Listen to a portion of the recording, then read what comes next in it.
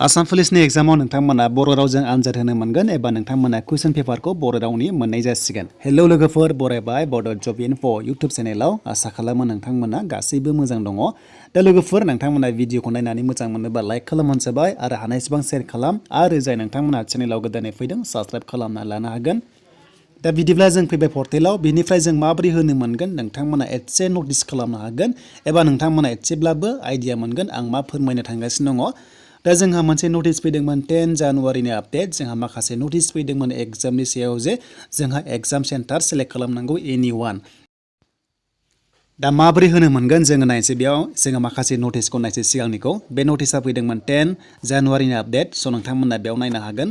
दा जोंहा पाब्लिश खालामदोंमोन 10आव। ओमफ्राय नोंथांमोननि एग्जामाथ' जाखासिगोन फेब्रुवारि दानाव, जायखिजाया मान्थआव जागोन फेब्रुवारियाव। बेनिफ्राय डेटखौल' दायो मेनसन खालामाखै।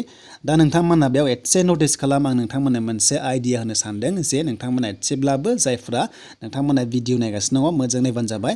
जे जोंहा मोनसेल' सेन्टार जोंहा एलाव दं नालाय, मोनसेल' सेन्टार जोङो सेलेक्ट खालामनो हागोन। दा जोंहा माखासे गाइडलाइन्सआव सिगाङाव लिरनाय दङमोन जे बिटिआर रेन्जआवल' बर' रावजों एग्जाम होनो मोनगोन होननानै।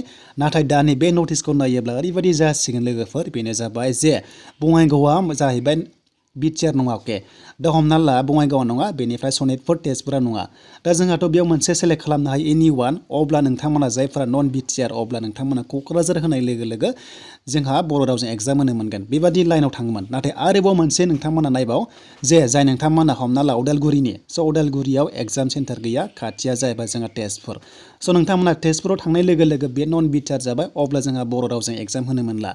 दा बाथ्राया जाबाय बे नङा लोगोफोर, नोंथांमोना जायखिजाया मोनसेल' सेन्टार सेलेक्ट खालामनो हागोन नालाय, बेखायनो कुइसन पेपारा गासिबो थाजोबखासिगोन, जेरै बड', बेंगलि, इंलिस, एसामिस।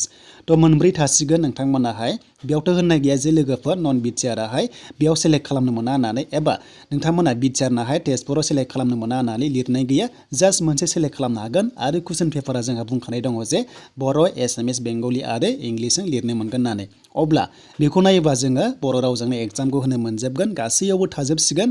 स' नोंथांमोना प्रेक्टिस खालामबाय थादो एग्जामखौ बोरै होनांगौ आरो नोंथांमोना फरायबाय थादो। जेसेबां प्रेक्टिस खालामगोन फरायनायाव नोंथांमोना स्पिड हागोन एग्जामखौ होनो। बेनिफ्राय नोंथांमोना एटेम्प्ट खालामनो हागोन। बेनिखायनो लोगोफोर, नोंथांमोना बेयाव नटिसखौ एसे नटिस खालाम, अब्लानो नोंथांमोना मिथिजोबगोन। दा बेयावनो रोखा रोखा गासिबो होखादों जायखिजाया सेलेक्ट वान खालामनो हागोन बा एनि वान एग्जाम सेन्टार सेलेक्ट खालामनो हागोन। दा जोङो हमना ला उदालगुरिनिया जोंहा क'क्राझाराव थांनांगोन जुदि जोङो बिटिआराव होनोब्ला। नाथाय बे नङा जे जों गुवाहाटियावबो होनो हागोन। जायखिजाया जोङो एग्जाम जोङो सेन्टारखौ सेलेक्ट खालामनो हागोन। बेनिफ्राय जोंहा बर' रावा जेरावबो थाजोबनांगौ, मानोना बिटिआरनाबो जों गोसोबादि सेलेक्ट खालामनो हासिगोन नालाय एग्जाम सेन्टारखौ। नङाबा जोङो बर' रावजों जों अनलि क'क्राझारावल' मोनगोन लोगोफोर। दा बेखायनो नोंथांमोना जिंगासिनो गैया। स' गोबां कमेन्ट्स फैदोंमोन जे बर' रावजों आनजाद होनो मोनगोन ना मोना होननानै। स' बे नटिसखौ नायोबा मोनथारनांगौ, मानोना बेयावनो रोखा रोखा दंखायो जायखिजाया सेलेक्ट वान खालामनो हायो एग्जाम सेन्टारखौ। दा लोगोफोर, नोंथांमोना फैबाय थानाय समाव अफिसियेल नटिफिकेसन मोनबावगोन जे एग्जाम सेन्टारखौ माबोरै सेलेक्ट खालामनांगौ आरो काट अफआ बेसेबां सागोन।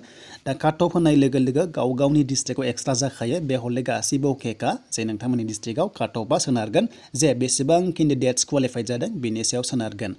दा लोगोफोर, बेखिनियानोसैमोन आसाम पुलिसनि आपडेटआ। आसा खालामो नोंथांमोना मोजां मोनदोंबा like, comment, share and subscribe खालामदो बड' जब इनफो इउटुब चेनेलाव।